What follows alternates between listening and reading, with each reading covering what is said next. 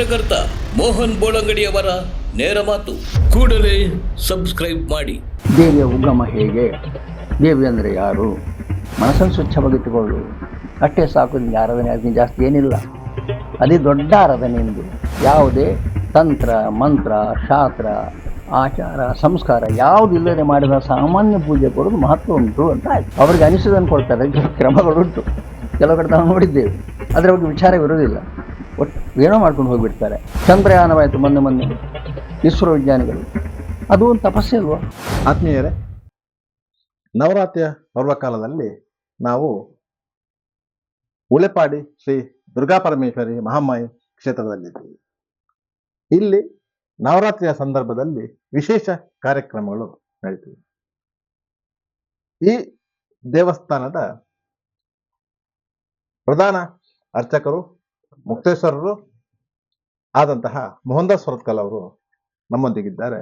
ಅವರು ಈ ನವರಾತ್ರಿಯ ವಿಶೇಷತೆಗಳ ಬಗ್ಗೆ ಆಧಾರ ಸಹಿತವಾಗಿ ಅದ್ಭುತವಾಗಿ ವಿವರಿಸಿದ್ದಾರೆ.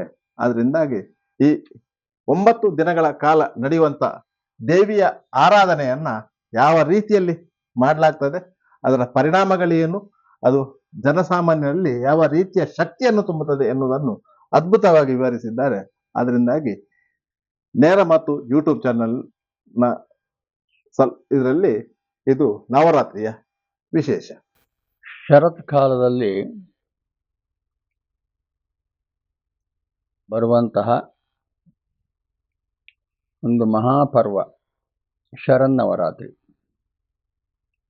ವಸಂತ, ಗ್ರೀಷ್ಮ, ವರ್ಷ, ಶರತ್, ಹೇಮಂತ, ಶಿಶಿರ 6 ಋತುಗಳು. ಒಂದೊಂದು ಋತುವಿನಲ್ಲಿ ಕೂಡ ಒಂದೊಂದು ವಿಶೇಷ ಪರ್ವಗಳಿದೆ. ಶರದ್ ಋತುವಿನಲ್ಲಿ ನಮ್ಮ ದೇಶದಲ್ಲಿ ಮತ್ತು ವಿಶ್ವಾದ್ಯಂತ ದುರ್ಗಾರಾಧನೆ, ದೇವಿ ಆರಾಧನೆ, ಶಕ್ತಿ ಆರಾಧನೆ, ಪ್ರಕೃತಿ ಆರಾಧನೆ ಪ್ರಧಾನವಾಗಿ ಹೇಳುವುದಾದರೆ ನಡೀತಾ ಬಂದಿರುವಂಥ ಒಂದು ಪದ್ಧತಿ. ಶರತ್ ಕಾಲದಲ್ಲಿ ನಾವು ಅಂದರೆ ಪ್ರಾಪಂಚಿಕರು ಮಾಡುವಂಥ ಪ್ರಕೃತಿ ಆರಾಧನೆ ಅಥವಾ ಮಾತೃಕ ಆರಾಧನೆ, ಇಲ್ಲಿ ಆ ಶಬ್ದ ಬಹಳ ಮುಖ್ಯ ಆಗ್ತದೆ. ಮಾತೃಕ ವರ್ಣರೂಪಿಣಿ ಅಂತ ದೇವಿಯನ್ನು ಸೂಚಿಸಿದ್ದಾರೆ. ಈ ಮಾತೃಕ ಆರಾಧನೆಯಲ್ಲಿ ಪ್ರಪಂಚವನ್ನು ಸೃಷ್ಟಿಸಿ ತನ್ಮೂಲಕವಾಗಿ ಮನುಷ್ಯರಿಗೆ ಪ್ರಾಣಿಗಳಿಗೆ ಜೀವಿಸಲು ಅನುವು ಮಾಡಿಕೊಟ್ಟಿರುವಂತಹ ಯಾವ ಒಂದು ಶಕ್ತಿ ಇದೆ ಅದಕ್ಕೆ ನಾವು ಮಾತೃ ಅಂತ ಹೇಳ್ತೇವೆ, ತಾಯಿ ಅಂತ ಹೇಳ್ತೇವೆ. ಪ್ರಪಂಚದ ತಾಯಿ ನಿರ್ಮಾಣ ಮಾಡಿ ನಾವು ಹೇಳ್ತೇವೆ, ಬ್ರಹ್ಮನ ನಿರ್ಮಾಣ ಆಗಿದೆ, ವಿಷ್ಣುವಿಂದ ಪರಿಪಾಲನೆ ಆಗ್ತದೆ, ಶಿವನಿಂದ ಲಯ ಆಗ್ತದೆ ಅಂತ ನಾವು ಹೇಳ್ತೇವೆ. ಇದರ ಮೂಲ ಸ್ವರೂಪ ನೋಡುವಾಗ ಬ್ರಹ್ಮ ವಿಷ್ಣು ಮಹೇಶ್ವರರನ್ನು ಸೃಜಿಸಿದವಳು ಅಥವಾ ಅವರನ್ನು ಒಂದು ಅಸ್ತಿತ್ವಕ್ಕೆ ತಂದವಳು ದೇವಿ ಅಥವಾ ತಾಯಿ ಅಥವಾ ಜಗನ್ಮಾತೆ ಅಥವಾ ಆದಿಮಾಯೆ. ಈ ರೀತಿ ನಾವು ತೆಗೆದುಕೊಳ್ಳಕ್ಕೆ ಸಾಧ್ಯತೆ ಉಂಟು. ಯಾವ ಪ್ರಕೃತಿಯನ್ನು ಗಿಡ ಮರಗಳಿರ್ಬೋದು, ಪಂಚಭೂತಗಳು ಮುಖ್ಯವಾಗಿ ಪೃಥ್ವಿ, ಅಪ್ಪು, ತೇಜೋ, ವಾಯು, ಆಕಾಶ, ಪಂಚಭೂತಗಳು. ಪೃಥ್ವಿ ಅಂದರೆ ಭೂಮಿ, ಅಪ್ಪ ಅಂದರೆ ನೀರು, ತೇಜಸ್ಸು ಅಂದರೆ ಬೆಂಕಿ, ವಾಯು ಅಂದರೆ ಗಾಳಿ, ಆಕಾಶ ಅಂದರೆ ಕೈಗೆಟಕಲಾದಂತಹ ಒಂದು ಸ್ಪೇಸ್. ಅದನ್ನೆಲ್ಲ ನಿರ್ಮಾಣ ಮಾಡಿ ಇಲ್ಲಿ ನೀನು ಬದುಕು, ಇಲ್ಲಿ ನೀನು ಬಾಳಲು ಕಟ್ಟಿಕೋ ಇಲ್ಲಿ ನೀನು ಬೆಳೆದು ಬಾ, ಈ ಮಣ್ಣಿಂದ ನೀನು ಬೆಳೆಗಳನ್ನು ಬೆಳೆಸು, ಈ ಅಗ್ನಿಯಿಂದ ನೀನು ನಿನಗೆ ಬೇಕಾದಂತಹ ರೀತಿಯಲ್ಲಿ ಆಹಾರ ಧಾನ್ಯಗಳು ಬೇಯಿಸಿಕೊಂಡು ಅಥವಾ ಸಿದ್ಧಪಡಿಸಿಕೊಂಡು ಸೇವಿಸಿಕೊಂಡು ಶಕ್ತಿವಂತನಾಗು. ಈ ಜಲದಿಂದ ಬೇರೆ ಬೇರೆ ರೀತಿಯಿಂದನೇ ಅದನ್ನು ಉಪಯೋಗಿಸಿಕೊಂಡು ಅದನ್ನು ಅನುಭವಿಸಿ ನಿನ್ನ ಶರೀರವನ್ನು ಮತ್ತು ನೀನು ಅವಲಂಬಿಸಿರುವಂತಹ ಭೂಮಿಯನ್ನು ಫಲವತ್ತಾಗಿ ಮಾಡು ಅಂತ ಹೇಳುವಂಥ ತತ್ವ. ಇದನ್ನೆಲ್ಲ ನಮಗೆ ದೇವಿ ಆದಿಮಾಯೆ. ಆದಿಮಾಯೆ ಅಂದ್ರೆ ಏನು, ಅದೊಂದು ಸ್ಪಷ್ಟತೆ ಕೊಡಬೇಕಾಗ್ತದೆ ನಾವು. ಆದಿ ಅಂತ ಹೇಳಿದ್ರೆ ಮೂಲ ಅಂತ ಅರ್ಥ. ಅದರ ಆದಿಯಲ್ಲಿ ಅಂತ್ಯದಲ್ಲಿ ಎರಡು ಶಬ್ದಗಳು ಬರ್ತದೆ, ಆದಿ ಮತ್ತು ಅಂತ್ಯ. ಆದಿ ಎಲ್ಲಿ ಅಂತ ಹೇಳಿದ್ರೆ ಅದಕ್ಕೆ ಸರಿಯಾದ ಉತ್ತರ ಕೊಡಲಿಕ್ಕೆ ಇವತ್ತಿನವರೆಗೆ ಆಗಲಿಲ್ಲ. ಭೂಮಿ ಆದಿಯಲ್ಲಿಂದ ಭೂಮಿ ಯಾವಾಗ ಆರಂಭ ಆಯಿತು, ಎಷ್ಟು ವರ್ಷ ಇರ್ಬೋದು ಅದಕ್ಕೆ, ಭೂಮಿಯ ಒಂದು ಅದಕ್ಕೆ ಕಲ್ಪ ಅಂತ ಹೇಳ್ತಾರೆ, ಎಷ್ಟು ಕಲ್ಪಗಳು ಕಳೆದು ಹೋಗಿದೆ, ಎಷ್ಟು ಮನ್ವಂತರ ಕಳೆದು ಹೋಗಿದೆ ಈ ಭೂಮಿಗೆ ಅಥವಾ ಈ ವಿಶ್ವಕ್ಕೆ, ಈ ಪ್ರಪಂಚಕ್ಕೆ. ಇದನ್ನೆಲ್ಲ ನಾವು ಚಿಂತನೆ ಮಾಡಬಹುದು ಕೆಲವು ತತ್ವ ಮತ್ತು ಶಾಸ್ತ್ರಗಳಿಂದ, ವೇದ ಮತ್ತು ಪುರಾಣಗಳಿಂದ ಅಧ್ಯಯನ ಮಾಡಿ ತಿಳ್ಕೊಳ್ಬಹುದು. ಆದರೆ ಅದೇ ಸತ್ಯ ಅಂತ ಹೇಳಿಕ್ಕೆ ಸಾಧ್ಯ ಆಗುವುದಿಲ್ಲ. ಇದನ್ನು ಆವತ್ತಿಂದ ಇವತ್ತವರು ಕಂಡವರಿಲ್ಲ, ಕೇಳಿದವರು ಮತ್ತು ಓದಿದವರು ಮಾತ್ರ ಇರುವಂಥದ್ದು. ಕಲ್ಪಗಳು, ಮನ್ವಂತರಗಳು, 14 ಮನ್ವಂತರಗಳಿದೆ. ಈ 14 ಮನ್ವಂತರಗಳಲ್ಲಿ ಆ ಮನ್ವಂತರಗಳ ವಯಸ್ಸುಗಳು ಕೂಡ ಅಷ್ಟೇ ಇರ್ತದೆ.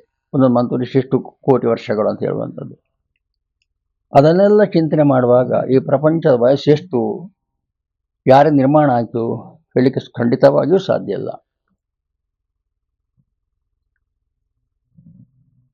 ಈಗ ಒಂದು ಸೂರ್ಯ, ಬೆಳಗುವ ಸೂರ್ಯ, ತಂಪನ್ನು ಕೊಡುವಂಥ ಚಂದ್ರ, ನಕ್ಷತ್ರ ಪುಂಜಗಳು, ಆಕಾಶಕಾಯಗಳು, ಇದೆಲ್ಲ ಯಾರಿಂದ ರಚನೆ ಆಯಿತು, ಯಾರಿದರ ಸೃಷ್ಟಿಕರ್ತ, ಯಾರಿದರ ಬ್ರಹ್ಮ, ಯಾರಿದನ್ನು ಪಾಲಿಸಿಕೊಂಡು ಬರುವವನು, ಯಾರಿದರ ಹಿನ್ನೆಲೆ, ಇದನ್ನೆಲ್ಲ ಸಂಶೋಧನೆ ಮಾಡಿ ಮಾಡಿ ಮಾಡಿ ಕೊನೆಗೆ ಮೊನ್ನೆ ಅಷ್ಟೇ 2000 ಏನೋ ಆ ಸಂದರ್ಭದಲ್ಲಿ ಕೊನೆಗೆ ನಮ್ಮ ವಿಜ್ಞಾನಿಗಳು ತತ್ವ ಹೇಳಿದರು, ದೇವಕಣ ಅಂತ ಶಬ್ದವನ್ನು. ಈ ಭೂಮಿ ಯಾವ್ದು ನಿರ್ಮಾಣ ಆಗಿದೆ, ದೇವಕಣ. ದೇವಕಣ ನಿರ್ಮಾಣ ಆಗಿದೆ. ಹಾಗಾದ್ರೆ ದೇವಕಣ ಯಾರು ಅಂತ ಪ್ರಶ್ನೆ. ಕೊನೆಗೆ ಅವರು ದೇವರನ್ನೇ ಒಪ್ಪಿಕೊಂಡಿದ್ದಾರೆ, ದೇವರು ಅಂತ. ಆ ದೇವಕಣ ಅಂತ ಅದಕ್ಕೆ ಹೆಸರು ಕೊಟ್ಟರು. ಪರಮಾಣು, ಪರಮಾಣುವೇ ದೇವಕಣ, ಬೇರೆ ಯಾವುದಲ್ಲ. ಅದೊಂದು ವಿಜ್ಞಾನಿ ಒಪ್ಪಿಕೊಂಡ್ರು. ಹಾಗಾದ್ರೆ ಆ ದೇವಕಣದ ನಿರ್ಮಾಣ ಯಾರಿಂದ ಆಯಿತು ಅಂತ ಹೇಳಿ, ಆ ದೇವಕಣ ನಿರ್ಮಾಣ ನಮ್ಮ ದೃಷ್ಟಿಯಲ್ಲಿ ಅಥವಾ ಕೆಲವು ಶಾಸ್ತ್ರಜ್ಞರ ದೃಷ್ಟಿಯಲ್ಲಿ, ಕೆಲವು ತತ್ವಜ್ಞಾನಿಗಳ ದೃಷ್ಟಿಯಲ್ಲಿ, ಭೌತ ವಿಜ್ಞಾನಿಗಳು ಮತ್ತು ತತ್ವಜ್ಞಾನಿಗಳು ಎರಡು ಪ್ರಶ್ನೆ ಬರ್ತದೆ. ಭೌತ ವಿಜ್ಞಾನಿಗಳ ದೃಷ್ಟಿಯಲ್ಲಿ ಕೂಡ ತತ್ವಜ್ಞಾನ ದೃಷ್ಟಿಯಲ್ಲಿ ಕೂಡ ಹೇಳುವುದಾದರೆ, ಈ ದೇವಕಣವು ಯಾವುದೋ ಒಂದು ಅದೃಶ್ಯವಾದ, ಗೋಚರಕ್ಕೆ ನಿಲುಕದ ಸಿಲುಕದ ಅಂತ ಒಂದು ತತ್ವದಿಂದ ಅಥವಾ ಒಂದು ಶಕ್ತಿಯಿಂದ ನಿರ್ಮಾಣ ಆಗಿದೆ ಅಂತ ಹೇಳುವಂಥದ್ದು. ಇದನ್ನು ಸ್ಪಷ್ಟತೆ ಕೊಡೋದು ಶಂಕರಾಚಾರ್ಯರು, ಆದಿಶಂಕರಾಚಾರ್ಯರು ಅದ್ವೈತ ಪ್ರದೀಪಕ ಚತುರಾಮ್ನಾಯ ಮಠವನ್ನು ಮಾಡಿ ವಿಶ್ವಾದ್ಯಂತ ಅದ್ವೈತತ್ವವನ್ನು ಪ್ರಚಾರ ಮಾಡಿದವರು. ಅವರು ಶ್ರೀಚಕ್ರವನ್ನು ನಿರ್ಮಾಣ ಮಾಡ್ತಾರೆ. ಶ್ರೀಚಕ್ರದ ಕೊನೆಯ ಬಿಂದುವೇ ದೇವಕಣ ಅಂತ ಹೇಳುವಂಥ ಒಂದು ಮಾತು. ಆ ಕೊನೆಯ ಬಿಂದು ಬಹಳ ಸೂಕ್ಷ್ಮವಾಗಿರ್ತದೆ, ಅತ್ಯಂತ ಸೂಕ್ಷ್ಮ. ಮಹಾಮೇರು ಶ್ರೀಚಕ್ರ ಬರ್ತದೆ, ಅದರಲ್ಲಿ ನಾವು ಸ್ಪಷ್ಟವಾಗಿ ತೋರಿಸ್ಬೋದು ನಮಗೆ. ಅದೇ ದೇವಕಣ, ಅದನ್ನೇ ಒಂದು ಸ್ವರೂಪ ಕೊಟ್ಟಿದ್ದಾರೆ ಅಂತ ಹೇಳಲಿಕ್ಕೆ ಒಂದು ವಿಚಾರವನ್ನು ಹೇಳುವಂಥ ಅವಕಾಶ ಉಂಟು. ಅಲ್ಲಿ ಹೇಳಬಹುದು, ಅದಕ್ಕೆ ವಿರೋಧಿಸಲೂಬಹುದು, ಅದು ಬೇರೆ ವಿಚಾರ. ಇದು ಚರ್ಚೆಗೆ ಇರುವಂಥ ಒಂದು ವಿಚಾರ ಇದು. ಈ ರೀತಿ ನಾವು ಚಿಂತನೆ ಮಾಡುವಾಗ ಶ್ರೀಚಕ್ರ ಯಾಕೆ ಉಲ್ಲೇಖ ಆಯ್ತು ಇಲ್ಲಿ?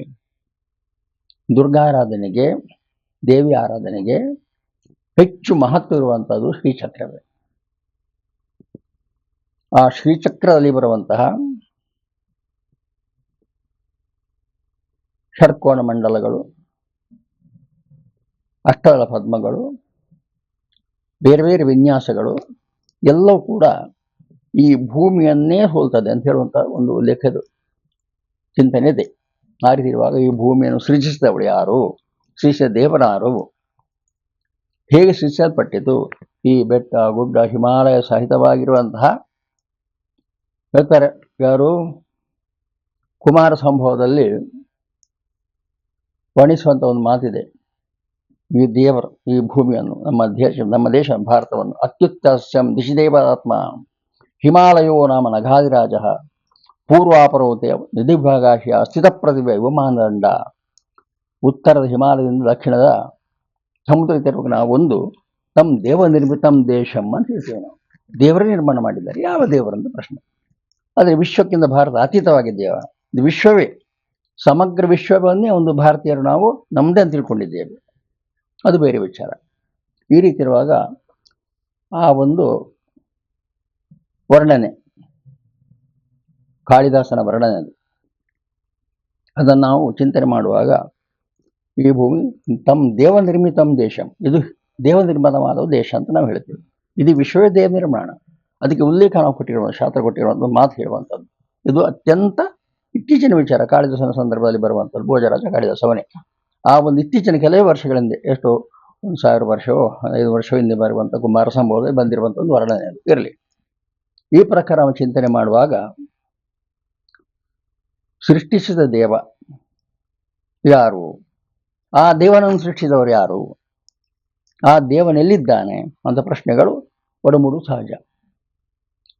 ಈ ದೇವ ಅಂತ ಶಬ್ದಕ್ಕೆ ಅರ್ಥ ಏನು ಅಂತ ನಾವು ಹುಡ್ಕೊಂಡು ಹೋಗ್ಬೇಕಾಗ್ತದೆ. ದೇವರಂದ್ರೇನು, ದೇವ ಶಬ್ದಕ್ಕೆ ಅರ್ಥ ಏನು, ದೇವರೆಲ್ಲಿದ್ದಾನೆ, ಇದು ವಿವೇಕಾನಂದರೇ ವಿಮರ್ಶಿಸಿದ ಒಂದು ವಿಚಾರ. ಅವರ ಗುರುಗಳು ಸ್ವಾಮಿ ರಾಮಕೃಷ್ಣ ಪರಮಹಂಸರು ಕಾಳಿಕಾ ಮಾತೆಯನ್ನು ನೋಡಿದ್ದಾರೆ, ಅವ್ರ ಜೊತೆ ಕೂತು ಮಾತಾಡಿದ್ದಾರೆ. ಆದರೆ ವಿವೇಕಾನಂದರು ಹೇಳ್ತಾರೆ ಏನಂತ ಹೇಳಿ, ಒಂದು ಕಡೆ ಆ ತಾಯಿ ನನ್ನ ಗುರುಗಳು ಕಂಡಿದ್ದಾರೆ, ನಾನು ಕಂಡಿದ್ದೇನೆ, ನಾನು ಅವಳು ವರ್ಣಿಸ್ತೇನೆ, ಆದರೆ ಅವಳು ಜನರಿಗೆ ಸಮೀಪ ಆಗಲಿಲ್ಲ ಅಂತ ಹೇಳುವಂಥ ಮಾತಿದೆ. ದೇವರು ಜನರಿಗೆ ಸಮೀಪ ಆಗಬೇಕಾದ್ರೆ ಅದಕ್ಕೆ ಬೇಕಾದಂಥ ಪದ್ಧತಿಗಳುಂಟು. ಅದನ್ನು ವಿವೇಕಾನಂದರು ಹೇಳಲಿಲ್ಲ, ಅದು ಶಾಸ್ತ್ರ ಹೇಳ್ಕೊಂಡು ಬರುವಂಥದ್ದು. ಅದು ತಪಸ್ಸಿರಬಹುದು, ಅಥವಾ ಚಿಂತನೆ ಇರಬಹುದು, ಜ್ಞಾನವಿರಬಹುದು, ತಿಳುವಳಿಕೆ ಇರಬಹುದು, ಶಾಸ್ತ್ರ ಇರಬಹುದು, ಪದ್ಧತಿಗಳಿರ್ಬೋದು, ಆಚಾರ ಇರ್ಬೋದು, ವಿಚಾರ ಇರ್ಬೋದು, ಸಂಸ್ಕಾರ ಇರ್ಬೋದು. ಇದನ್ನೆಲ್ಲವನ್ನು ಕ್ರೋಢೀಕರಿಸಿ ಒಂದು ಅಂಶವರೆಗೆ ಬರ್ತದೆ. ಏನಂತ ಹೇಳಿದ್ರೆ ಆರಾಧನಾ ಪದ್ಧತಿ. ದೇವರನ್ನು ಕಾಣಬೇಕಾದ್ರೆ ಸುಲಭವಾದ ವಿಧಾನವನ್ನು ಆರಾಧನೆ ಮಾಡು ಜನಸಾಮಾನ್ಯರಿಗೆ ಹೇಳುವಂಥದ್ದು. ಜ್ಞಾನಿಗಳಿಗೆ ತಪಸ್ಸು, ಯೋಗ, ಅಷ್ಟಾಂಗ ಯೋಗ, ಸಿದ್ಧಿ ಮತ್ತು ಸಾಧ್ಯ, 2 ಶಬ್ದ ಬರ್ತದೆ, ಸಿದ್ಧಿ ಮತ್ತು ಸಾಧ್ಯ. ಇದು ಯೋಗಿಗಳಿರುವಂಥದ್ದು, ಜ್ಞಾನಿಗಳಿರುವಂಥದ್ದು. ಜನಸಾಮಾನ್ಯರಿಗೆ ಏನು, ಜನಸಾಮಾನ್ಯರಿರುವಂಥದ್ದು ಯಾವ ರೀತಿ ದೇವರನ್ನು ಕಾಣಬಹುದು, ಯಾವ ರೀತಿ ನಾವು ದೇವರ ಹತ್ತಿರ ಹೋಗ್ಬೋದು, ಯಾವ ರೀತಿ ಆ ತತ್ವಕ್ಕೆ ನಮ್ಮನ್ನು ಅರ್ಪಿಸ್ಕೊಳ್ಬಹುದು, ಇದನ್ನೆಲ್ಲ ಸುಲಭವಾಗಿ ವಿವರಿಸುವಂಥ ಪದ್ಧತಿ. ಕೆಲವು ಸಂದರ್ಭದಲ್ಲಿ ಕೆಲವು ದೇವರನ್ನು ಆರಾಧಿಸೋ ಪದ್ಧತಿ. ನಾವು ಯಾರನ್ನೆಲ್ಲ ದೇವರನ್ನು ತಿಳ್ಕೊಂಡಿದ್ದೇವೆ ಅವರನ್ನೆಲ್ಲ ಆರಾಧಿಸುವಂಥ ಪದ್ಧತಿ. ಅಷ್ಟೇ ದಿವಸ ಶ್ರೀಕೃಷ್ಣನನ್ನು, ಚತುರ್ಥಿ ದಿವಸ ಗಣೇಶನನ್ನು, ಶರನ್ನವರಾತ್ರಿಯಲ್ಲಿ ದುರ್ಗೆಯನ್ನು, ದೀಪಾವಳಿ ದಿವಸ ಮಹಾವಿಷ್ಣುವನ್ನು ಇತ್ಯಾದಿ ಆರಾಧನೆ ಮಾಡ್ಕೊಂಡು ಬರ್ತೀವಿ ನಾವು. ಈ ಶರನ್ನವರಾತ್ರಿಯ ಪರ್ವಕಾಲದ ಕೂಡ ಇದೇ ಚಿಂತನೆ ಬರ್ತದೆ ಅಲ್ಲಿ. ಏನಂತ ಹೇಳಿದ್ರೆ ಮಾತೃ ಸ್ವರೂಪವಾಗಿರುವಂತಹ ಈ ಪ್ರಪಂಚವನ್ನು ಸೃಷ್ಟಿಸಿ ನಮಗೆ ಕೊಟ್ಟಿರುವಂತಹ, ನಮ್ಮನ್ನು ಇಲ್ಲಿ ಕೂತ್ಕೊಳಿಸಿರುವಂತಹ ದೇವತೆಗಳಂತ ಒಂದು ಪ್ರಪಂಚದ ಅಷ್ಟದಿಕ್ಪಾಲಕರನ್ನು ನೇಮಿಸಿ ದಿಕ್ಕುಗಳನ್ನು ಕಾದುಕೊಂಡಿರು, ಪ್ರಪಂಚಕ್ಕೆ ಕಷ್ಟ ಬರದಾಗ ಕಾಪಾಡು ಅಂತ ಹೇಳಿ ಜವಾಬ್ದಾರಿ ಕೊಟ್ಟಿರುವಂತಹ 33 ಕೋಟಿ ದೇವತೆಗಳನ್ನು ಈ ಪ್ರಪಂಚಕ್ಕೆ ಸ್ವಾಧೀನ ಕೊಟ್ಟಿರುವಂತಹ ಆ ಒಂದು ಶಕ್ತಿಯ ಆರಾಧನೆ. ಅವಳಿಗೆ ಶಕ್ತಿ ಅಂತ ಹೇಳುದು ನಾವು. ಶಕ್ತಿ ಆರಾಧನೆಯನ್ನು ನಾವು ಯಾವ ರೀತಿ ಮಾಡಬಹುದು, ಹೇಗೆ ಅವಳನ್ನು ಉಪಚರಿಸಬಹುದು, ಇದೊಂದು ಋಣಸಂದಾಯ. ಆ ಋಣಸಂದಾಯದ ಪ್ರಯತ್ನವೇ ಶರನ್ನವರಾತ್ರಿ ಪರ್ವಕಾಲದಲ್ಲಿ ಆ ಒಂದು ಪ್ರಪಂಚವನ್ನು ನಮಗೆ ಕೊಟ್ಟಂತಹ, ವಿಶ್ವ ನಿರ್ಮಾಣ ಮಾಡುವಂತಹ ಜಗದ್ಧಾತ್ರಿ, ಆ ಶಬ್ದದಲ್ಲಿ ಜಗತ್ ನಿರ್ಮಾಣ ಜಗದ್ಧಾತ್ರಿ ಆರಾಧನೆ ಮಾಡುವುದೇ ಶರನ್ನವರಾತ್ರಿ ಒಂದು ಪರ್ವಕಾಲ. ಇಲ್ಲಿ ಮತ್ತೊಂದು ಪ್ರಶ್ನೆ ಮುಖ್ಯ ಬರ್ತದೆ, ಏನಂತ ಹೇಳಿದ್ರೆ ನವರಾತ್ರಿ ಅಂತ ಶಬ್ದ ಯಾಕೆ ಬರ್ತದೆ ಅಂತೇಳಿ. ನವರಾತ್ರಿ ಅಂತ ಹೇಳಿದ್ರೆ ನವ ಅಂದ್ರೆ 9. ಈ 9 ಅಂತ ಹೇಳುವಂಥ ಒಂದು ಸಂಖ್ಯೆಗೆ ಪುರಾಣದ ವಿಶೇಷ ಪುರಾಣದಲ್ಲಿ ಬಹಳ ವಿಶೇಷ ಸ್ಥಾನ ಇದೆ. ನವಗ್ರಹಗಳು ಗೊತ್ತಾಯ್ತಲ್ಲ, ನವರಂಧ್ರಗಳು ಮನುಷ್ಯನ ಶರೀರ ಇರುವಂಥದ್ದು. ನವಕ ಮಾಡುವಂಥ ಕ್ರಮ, ದೇವರಿಗೆ ಕಲಶಾಭಿಷೇಕ 9 ಕಲಶ ಇಡ್ಬೇಕಂತೆ, ನವಕ ಪ್ರಧಾನ. ನವಶಕ್ತಿ ಪೂಜೆ, ಈ ಒಂದು ಅತ್ಯಂತ ವಿಶೇಷವಾದ ಒಂದು ಸತ್ವವನ್ನು 9 ಅಂತ ಹೇಳುವಂತಹ ಸಂಖ್ಯೆಯಲ್ಲಿ ಇದೆ. ಸಂಖ್ಯಾಶಾಸ್ತ್ರದಲ್ಲಿ 9ಗೆ ಮಹತ್ವ ಇದೆ. ನವರಾತ್ರಿ ತಗೊಳ್ಳುವಾಗ ದೇವಿಯ 9 ಅಂಶ ನಾವು ತಗೊಳ್ತೇವೆ. ದುರ್ಗಾ ಸಪ್ತಶತಿಯ ಕವಚಸ್ತೋತ್ರ, ಪ್ರಥಮ ಸ್ತೋತ್ರ, ಅದು ಕವಚಸ್ತೋತ್ರ ಬರ್ತದೆ ಉಲ್ಲೇಖ. ಪ್ರಥಮಂ ಶೈಲಪುತ್ರೀ ಚ, ದ್ವಿತೀಯಂ ಬ್ರಹ್ಮಚಾರಿಣೇ, ತೃತೀಯಂ ಚಂದ್ರಗಂಠೇತಿ, ಕೂಷ್ಮಾಂಡೇತಿ ಚತುರ್ಥಕಂ, ಪಂಚಮಂ ಸ್ಕಂಧಮಾತೇತಿ, ಷಷ್ಠಂ ಕಾತ್ಯಾಯನೇತಿ ಚ, ಸಪ್ತಮಂ ಕಾಲರಾತ್ರಿ ಚ, ಮಹಾಗೌರೀತಿ ಅಷ್ಟಮಂ, ನವಮಂ ಸಿದ್ಧಿದಾತ್ರಿ ಚ, ನವದುರ್ಗಾ ಪ್ರಕೀರ್ತಿತ. 9 ದುರ್ಗೆಯರು ಒಂದರಲ್ಲಿ. ಒಂದರಿಂದ ಪ್ರಥಮ ಸಿದ್ಧಿದಾತ್ರಿ, ಸ್ವತಂ ಸ್ಕಂಧಮಾದ್ವಿತೀಯಂ ಬ್ರಹ್ಮಚಾರಿಣಿ, ನವದುರ್ಗಾ ಪ್ರಕೀರ್ತಿತ. 9 ದುರ್ಗೆಯಲ್ಲಿ ಉಲ್ಲೇಖಿಸಿದ್ದಾರೆ. ಈ 9 ದುರ್ಗೆಯರು ಯಾರು ಹಾಗಾದ್ರೆ? ಆದಿಮಯ ಒಬ್ಬಳೆ. 9 ದುರ್ಗೆಯರು ಹೇಗೆ ಬಂದ್ರು ಅಂತ ಹೇಳುವಂತ. ದೇವಿಗೆ 9 ಅಂಶ ಮಾತ್ರ ಅಲ್ಲ, ಆದಿಮಯಾಗಿ 9 ಅಂಶ ನಾವು ಹೇಳ್ತೇವೆ. ಆದರೆ ಆ ಶಕ್ತಿ, ಆ ಆದಿಮಾಯೆ, ಶಕ್ತಿ ಸ್ವರೂಪಿಣಿ, ಜಗನ್ಮಾತೆ, ಜಗದ್ದಾದ್ರಿ, ಅವಳು 9 ಅಂಶ ಮಾತ್ರ ಅಲ್ಲ, ಸಹಸ್ರಾರು ಅಂಶಗಳು ಹೊಂದಿರವಳು. ಮಹಿಷಾಸುರನ್ನು ನಿರ್ನಾಮ ಮಾಡುವಾಗ, ಶುಂಭನ ವಧೆ ಮಾಡುವಾಗ ಅವಳು ಅವತರಿಸಿದ ಎಷ್ಟೋ ಶಕ್ತಿಗಳು ಈ ಪ್ರಪಂಚದ ರಕ್ಷಣೆ ಕೊಟ್ಟಿದ್ದಾವೆ. ಅದರಲ್ಲಿ ಪ್ರಧಾನವಾಗಿ ತಗೊಂಡಿರುವಂಥ 9 ಅಂಶ ಮಾತ್ರ. ಅದು ನಾವು ತಗೊಂಡಿದ್ದೇವೆ ಅಷ್ಟೇ. ನಮ್ಗೆ ಯಾವ ಸುಲಭ ಆಗ್ತದೆ ನಾವು ತಗೊಂಡಿದ್ದೇವೆ. ಇಲ್ಲಿ ವೇದೋಕ್ತ ಮತ್ತು ಪುರಾಣೋಕ್ತ 2 ವಿಚಾರ ಉಂಟು. ಇದನ್ನು ನಾನು ಉಲ್ಲೇಖಿಸುವಂಥ ಪುರಾಣೋಕ್ತವಾದ ವಿಚಾರಗಳು ಉಲ್ಲೇಖಿಸಿರುವಂಥದ್ದು. ವೇದೋಕ್ತವಾಗಿರುವಂಥ ಬೇರೆ ವಿಚಾರಗಳುಂಟು. ಈ ಎಲ್ಲವನ್ನು ಅದರ ಹಿಂದೆ ನೋಡ್ಕೊಂಡು ಹೋಗುವಾಗ ನಮಗೆ ಅನಿಸುವುದೇನಂತೇಳಿ, ವಿಶೇಷವಾಗಿ ಚಿಂತನೆ ಮಾಡುವುದೇನಂತ ಹೇಳಿದ್ರೆ, ನಾವು ನಿತ್ಯ ನೋಡುವಂಥ ಸಮಸ್ಯೆ ನಮ್ಮ ದೇಶದಲ್ಲಿ ಆಗಿದೆ, ಎಲ್ಲ ಕಡೆ ಏನು ಉಗ್ರವಾದ, ಭಯೋತ್ಪಾದನೆ. ಈ 2 ಶಬ್ದಕ್ಕೆ ಯುಗಾಂತರ ಸಂಬಂಧ ಇದೆ. ಇವತ್ತು ನಿನ್ನೆದಲ್ಲ ಇದು. ಇವತ್ತು ನಿಮ್ಮೊಂದು ಉಗ್ರವಾದ ಬರ್ತದ, ಕಾಶ್ಮೀರದಲ್ಲಿಯೋ ಮತ್ತೊಂದು ಕಡೆ ಇನ್ನೊಂದು ಕಡೆ ಉಗ್ರವಾದ ಬಂದ್ ಮಾಡಿಕೊಂಡು ಹೋದ್ರ ಅಲ್ಲ. ಈಗ ನಡೆಯುವಂಥ ಇಸ್ರೇಲ್ ಮತ್ತು ಇಲ್ಲಿನ ಯುದ್ಧ, ಆ ಉಗ್ರವಾದ ಇವತ್ತು ನೇನೆದ್ದ ಅಲ್ಲ. ಲಕ್ಷಾಂತರ ವರ್ಷದ ಹಿನ್ನೆಲೆ ಇದೆ. ಇದಕ್ಕೆಲ್ಲ ಕೋಟಿ ವರ್ಷಗಳ ಹಿನ್ನೆಲೆ ಇದೆ, ಹಲವು ಕಲ್ಪಗಳ ಹಿನ್ನೆಲೆ ಇದೆ. ಆವತ್ತು ಕೂಡ ಈ ಉಗ್ರವಾದಿಗಳು ಇದ್ದೇ ಇದ್ರು. ಉಗ್ರತ್ವ ಅಂತ ಹೇಳುವ ಒಂದು ಸ್ಯಾಡಿಸಮ್ ಥಿಯರಿ, ಅದು ನಕಾರಾತ್ಮಕ ಚಿಂತನೆ. ಆ ವಾದ ಇವತ್ತಿನವರೆಗೆ ಉಂಟು, ಆವತ್ತಿಂದ ಇವತ್ತಿನವರೆಗೆ ಉಂಟು.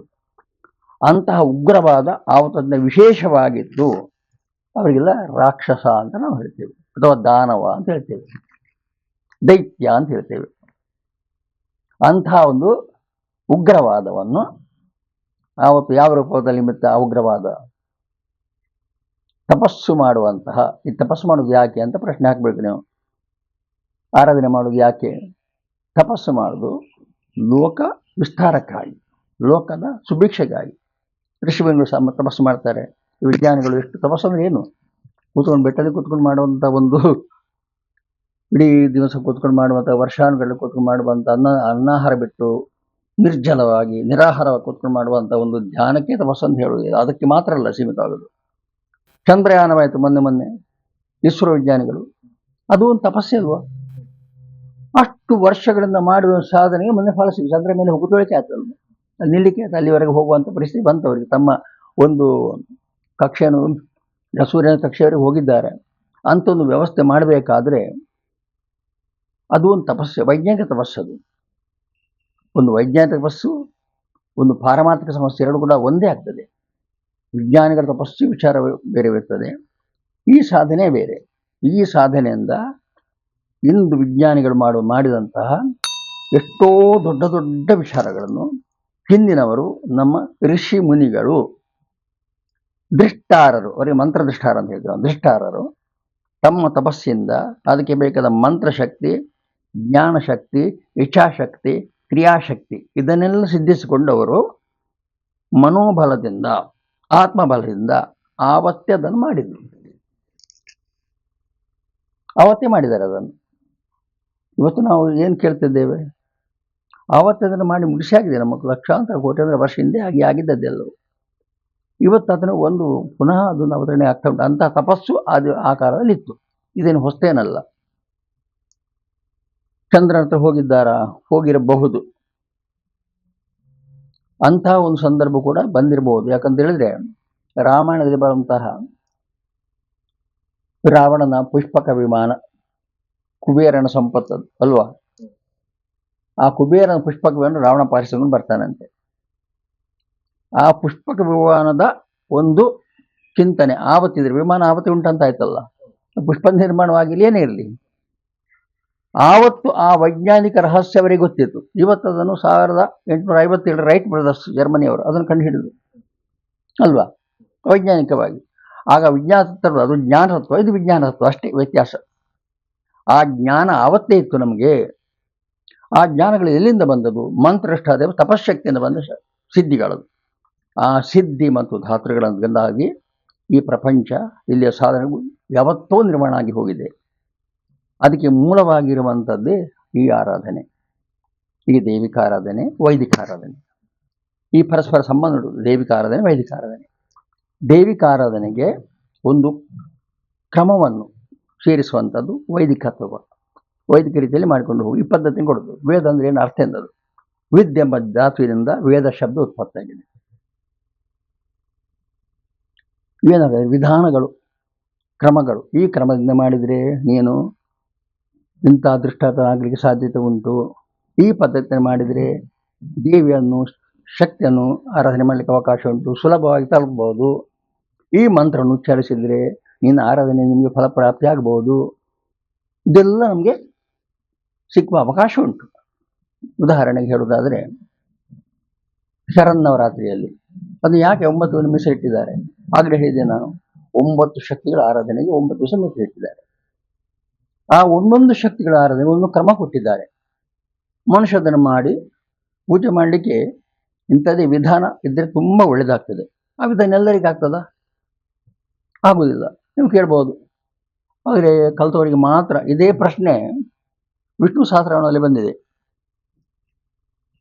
ಈಶ್ವರನಲ್ಲಿ ಪಾರ್ವತಿದೇವಿ ಕೇಳ್ತಾಳಂತೆ, ವಿಷ್ಣು ಸಹಸ್ರನಾಮ ಇಷ್ಟು ಉದ್ದ ಉಂಟು, ಆರಂಭದಿಂದ ವಿಶ್ವಂ ವಿಶ್ವಸರ್ಕಾರ ಭೂತ ಭವ್ಯವ ಪ್ರಭು ಅಂತ ಹೇಳುವಂಥ ಆರಂಭವಾಗಿ ಇಷ್ಟು ವಿಸ್ತಾರವಾಗಿ ಒಂದು 30 ನಿಮಿಷ ಮಕ್ಕಳದ್ದು ಹೇಳಲಿಕ್ಕೆ. ಅದನ್ನು ಸುಲಭವಾಗಿ ಹೇಳುವಂಥ, ಸಾಮಾನ್ಯರು ಹೇಳುವಂಥ ವಿಧಾನ ಯಾವುದು? ಆಗ ಶಿವ ಹೇಳ್ತಾನಂತೆ, ಬಹಳ ಸುಲಭವಾಗಿ ಹೇಳ್ಬೋದು. ವಿಷ್ಣು ಸಹಸ್ರನಾಮ ಹೇಳ್ಕೊತ್ಕೊಳ್ಳೋಕೆ ಅವಶ್ಯಕತೆ ಇಲ್ಲ. ಅದರ ಬದಲು ಶ್ರೀರಾಮ ರಾಮ ರಾಮೇತಿ ರಮೇ ರಾಮೇ ಮನೋರಮೆ ಸಹಸ್ರನಾಮ ತತ್ವಲ್ಯಂ ರಾಮನಾವರಾಧನೆ, ಶ್ರೀರಾಮ ಜಯರಾಮ ಅಂತ ಹೇಳು. ನೀನು ತುಂಬ ಹಲವು ಸಂಖ್ಯೆಯಲ್ಲಿ ಹೇಳು, ಎಷ್ಟೋ ಸಂಖ್ಯೆ ಸಾಧ್ಯ ಸಂಖ್ಯೆ, ಅದು ವಿಷ್ಣು ಸಹಸ್ರನಾಮ ಅಷ್ಟೇ ಆಯಿತು. ಸುಲಭ ವಿಧಾನ ಇದು. ಆ ಪ್ರಕಾರವಾಗಿ ಶರನ್ನವರಾತ್ರಿಯ 9 ದಿವಸ ಆರಾಧನೆಯನ್ನು ಶಕ್ತಿ ಆರಾಧನೆ ಅಂತ ಹೇಳ್ತಾರೆ. ಈ ಶಕ್ತಿ ಆರಾಧನೆ ಕ್ರಮಬದ್ಧವಾಗಿ ಮಾಡುವುದೇ ವೈದಿಕ ವಿಧಾನ. ಅದಕ್ಕೆ ಪುರಾಣೋಕ್ತ ವಿಧಾನಗಳು ಬೇರೆ ಉಂಟು, ಅದಂತ ಹೇಳುವಂಥ ವಿಚಾರಗಳು. ಈ ವೈದಿಕ ವಿಧಾನದಲ್ಲಿ ಮಾಡುವಂಥ ಆರಾಧನೆ ಕ್ರಮ ಏನಂತ ಹೇಳಿದರೆ ಸುಲಭವಾಗಿ ಮಾಡುವಂಥದ್ದು, ಎಲ್ಲರೂ ಮಾಡುವಂಥದ್ದು, ಸಾಮಾನ್ಯ ಜನರು ಮಾಡಲಿಕ್ಕೆ ಅವಕಾಶ ಉಂಟು. ಇದು ಬಹಳ ಮುಖ್ಯವಾಗಿ ಬರ್ತದೆ ಈ ವಿಚಾರದಲ್ಲಿ. ಎಷ್ಟೋ ಜನ ಈ ದೇವಸ್ಥಾನ ಮಾಡುವಂಥ ಪದ್ಧತಿಗಳೇ ಬೇರೆ, ವೈದಿಕರು ಮಾಡೋದು ಪದ್ಧತಿಯೇ ಬೇರೆ ಇರ್ತದೆ. ಸಾಮಾನ್ಯರು ಏನು ಮಾಡ್ಬೋದು, ಏನು ಮಾಡ್ತಾ ಇದ್ರು ನಾವು ನೋಡಿದ್ದೇವೆ, ನಮ್ಮ ಅನುಭವದಲ್ಲಿ ಬಂದದ್ದು. ವೈದಿಕ ವಿಧಾನದಲ್ಲಿ ಘಟಸ್ಥಾಪನೆ ಅಂದರೆ ಒಂದು ಕಲಶ ಇಡುವ ಘಟಸ್ಥಾಪನೆ ಅಂತ ಹೇಳ್ತೀವಿ.